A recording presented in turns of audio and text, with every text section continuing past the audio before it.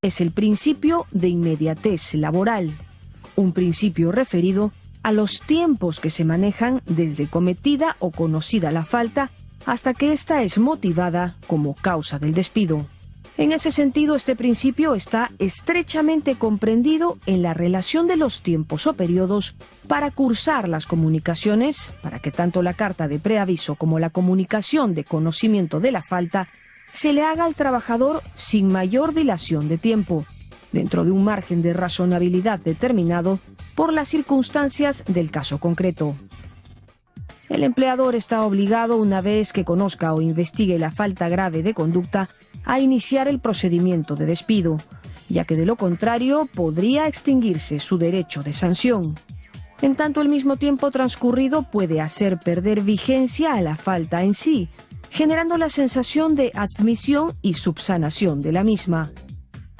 Aún así, la inmediatez para cursar el aviso de despido a un trabajador no se encuentra encasillada en un plazo mayor o menor de número de días, sino que se determinará en cada caso en concreto, en atención a las particularidades y a la luz del principio de razonabilidad, ya que en base a este principio podemos determinar que un plazo sea o no razonable.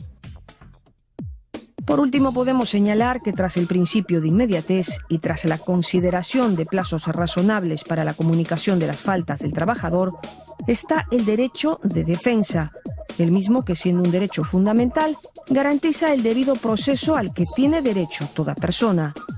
En el ámbito laboral, el referido supone que se permita a las partes realizar actos concretos con el objeto de ejercer las herramientas y los medios necesarios para defender sus derechos, y que también en todo tipo de procedimientos, incluyendo los iniciados por el propio empleador, se respeten las garantías mínimas para que el trabajador pueda defenderse de las acusaciones que se le imputan, más aún porque dichas imputaciones pueden derivar en su despido.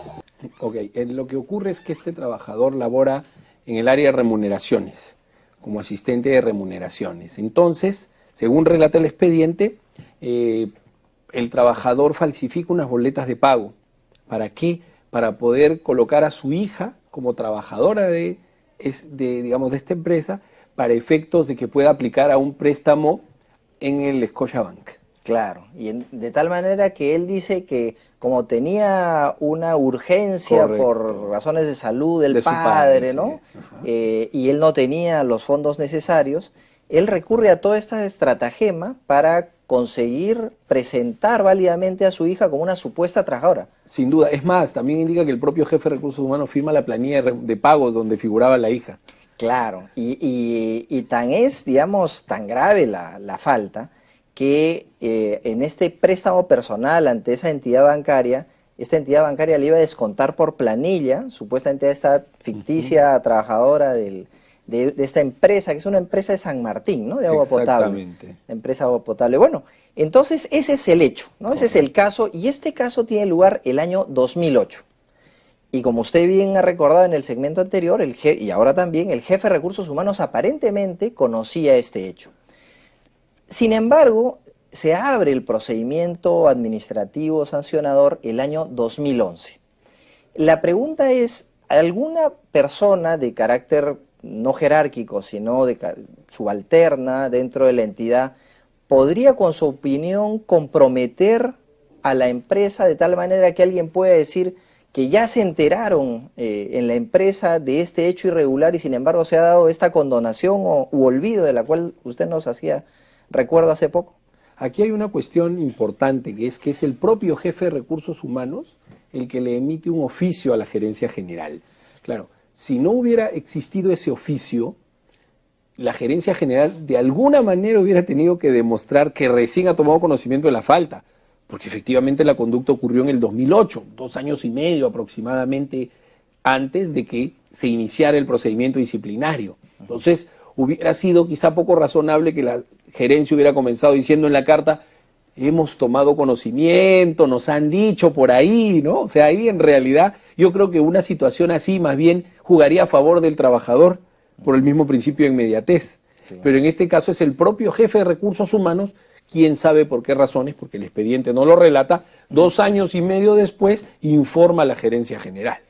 Claro, en todo caso ahí lo que se podría ya en otra instancia, seguramente interna, es la pregunta de por qué el jefe de recursos humanos se demoró tanto, ¿no? Pero bueno, eso es un primer nivel quizá de análisis que se hace efectivamente la sentencia y que lo hemos visto. Luego hay otro, es una vez que ya la pelota está en cancha del gerente general, o sea, en este caso del órgano que tiene la facultad disciplinaria para imponer una sanción.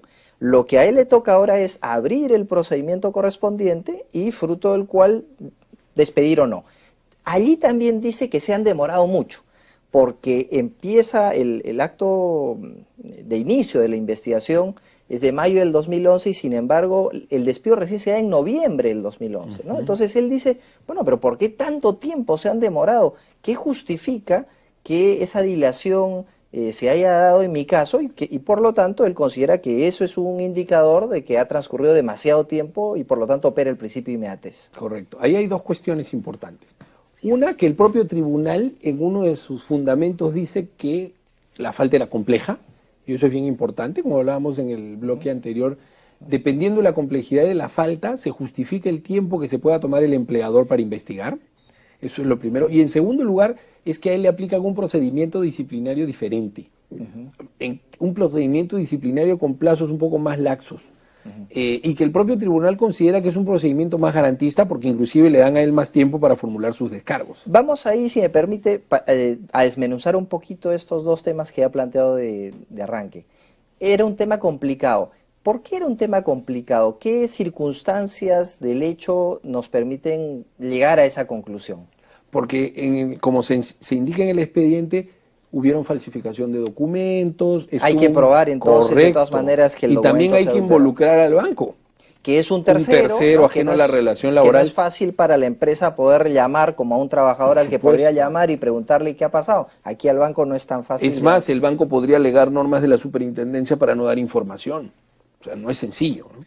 De acuerdo, estamos hablando claramente de un tercero. Y había otra tercera también, ¿no? En esta causa. Correcto, está involucrado el banco, está involucrada la hija también. ¿No? O sea, que es esta tercera que también no es tan fácil, en base a qué norma interna vamos a poder llamar a alguien de afuera, ¿no? Sin duda, sin duda. O sea, yo sí reitero que, dado estos actores no vinculados laboralmente a la empresa, o sea, que no están a la mano para que el gerente los traiga y los confronte, y que válidamente podrían hasta negarse a prestar ayuda, o sea, el banco podría decir, mira, yo tengo políticas donde no puedo revelar el contenido de mis transacciones financieras. Claro, entonces queda claro sí que es complicado porque involucra incluso a personas externas. Sin duda. Pero además decía que se le había aparentemente, según el trabajador, se le había iniciado un procedimiento que no le era afín al régimen laboral en el cual él laboraba. Todo esto, como ustedes saben, hay diversos regímenes laborales. Uno es el régimen laboral de la actividad privada, que es el de la 728. Sin embargo, aquí se le aplica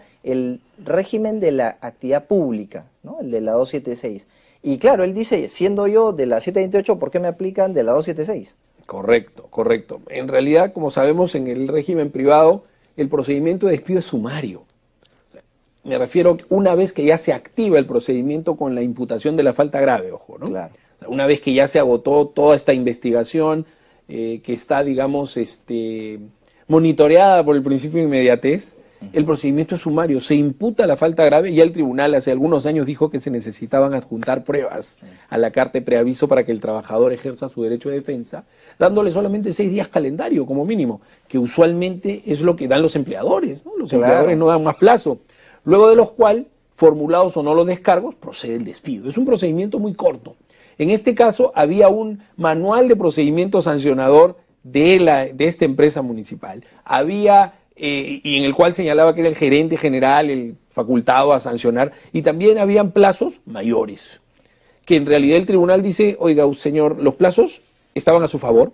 Y en segundo lugar, las faltas eran similares a las que están en el artículo 25 de la Ley de Productividad y Competitividad Laboral para los televidentes, que es la norma que establece la relación de faltas graves aplicables a los trabajadores del régimen privado. Eran faltas similares, eran utilizar de manera indebida los recursos del empleador, era apropiarse de su condición para obtener una ventaja. En otras palabras, sí había un correlato y más bien no se le había aplicado un procedimiento que pudiera afectar las garantías del debido proceso. Claro, eso es bien importante señalarlo porque puede ser que efectivamente se le haya aplicado un procedimiento distinto, pero aquí, conforme a lo que usted nos recuerda, no se le ha ocasionado ningún perjuicio porque hasta las reglas bajo las cuales ese trabajador estaba comprendido eran más garantistas, si se quiere, que las del régimen ordinario, ¿no? El 728. Y un último tema es también el tamaño de la organización ayuda a saber si estamos ante algo muy complejo o no, ¿no?